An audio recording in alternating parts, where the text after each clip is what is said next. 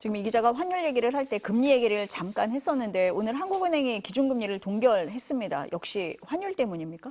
네, 오늘 한국은행 금융통화위원회가 기준금리를 연 2.5%로 동결을 했죠. 지난해 7월 이후 5번 연속 동결입니다. 경기 개선을 위해서 금리를 인하할 것이라는 전망이 지난해부터 계속 나왔잖아요. 그런데 그동안은 부동산 때문에 금리를 못 내렸었습니다. 가뜩이나 부동산이 불장인데 금리를 내려서 대출을 더 싸게 받을 수 있게 하면 대출 규제 약벌이 그만큼 떨어질 수 있다는 겁니다. 그런데 최근에는 고환율이 통화 정책의 발목을 잡는 모양새입니다.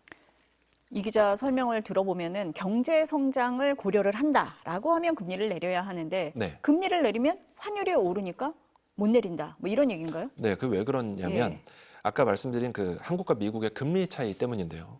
세계 최강 대국인 미국의 금리가 3.75%, 상당 기준으로 3.75%입니다. 그런데 우리가 지금 2.5%라고 말씀드렸죠. 그러니까 우리가 오히려 1.25%포인트 낮은 겁니다.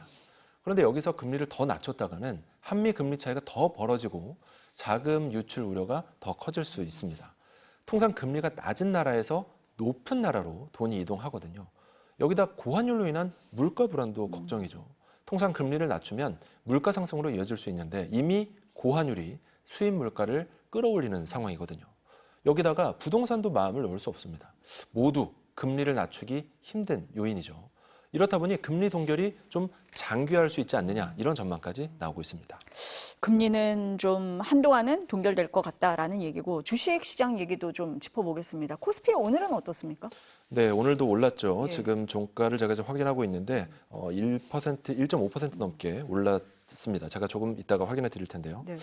1월 2일 올해 첫 장이 열린 이후에 오늘까지 10거래일 연속 상승했습니다. 그러니까 지난해 12월 30일 종가 얼마인지 기억하시나요? 4,214였어요. 아, 그랬나요? 네, 그러니까 보름 사이에 500포인트 넘게 오른 겁니다. 수익률로 따지면 10%가 넘습니다. 삼성전자가 12만 원 아래에서 지금 14만 원 이상 됐고 15% 넘게 오른 거죠. 그리고 하이닉스도 10% 이상 올랐습니다. 현대차는 20만 원대에서 지금 40만 원대를 훌쩍 뛰어넘었죠. 40% 이상 오른 겁니다. 그러니까 5,000피가 이렇게 코앞이다 보니까 증권사들이 목표 주가를 점점 올리는 추세인데요. 그런데 문제는 부익부 빈익빈도 점점 심해진다는 겁니다. 그 말에 공감하시는 분들이 많을 것 같아요. 아, 코스피는 연이을 오른다고 하는데 내 주식만 안 오르나? 이런 얘기 많이들 하시거든요. 네, 예. 그렇죠. 오늘만 해도 예. 코스피 상승했다고 말씀드렸는데 상승 종목과 하락 종목이 거의 비슷했어요. 그러니까 이렇게 코스피가 2% 가까이 올랐으면 상승 종목이 훨씬 많아야 될 거잖아요. 근데 그렇지 않다는 거죠. 그러니까 올해 코스피에서 2차 전지나 필수 소비재 일부 종목은 소폭 상승 정도가 아니라 아예 하락하기도 했고요. 또 중소형주 중심인 코스닥도 올해 들어 1, 2% 정도의 상승에 그치고 있습니다.